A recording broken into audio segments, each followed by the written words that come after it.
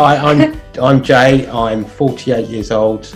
I live in Worthing, West Sussex. I'm Deborah, and I also live in Worthing. I'm 47 years old. I work for the pensions regulator, so one of the government bodies that looks after pensions. So we're both quite keen on running.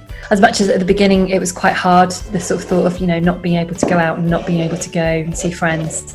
It's sad to not be able to see friends and family, but at the same time, it's really lovely that everywhere's so quiet. You can really see the difference that it's making to nature. There's definitely some positives to the current situation. There was a friend of mine called Mark Cockbain who runs another events company. He put a challenge out to see who could run the most around their garden, and someone before me did 66 miles. So I thought I'd beat that, and then it sort of morphed into doing 100.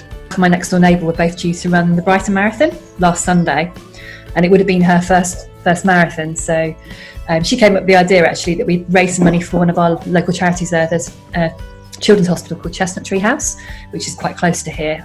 We both ran a half marathon each in the back gardens, and we ran the last bit separately. So she ran 10k, I ran 10k, she ran 10k, I ran 10k, then we ran the last 2 kilometres together. Jay does quite a lot of races where he does laps. So he recently did a race which is a mile tunnel, and it's a 200-mile race through this mile-long tunnel. So you go through the tunnel 200 times.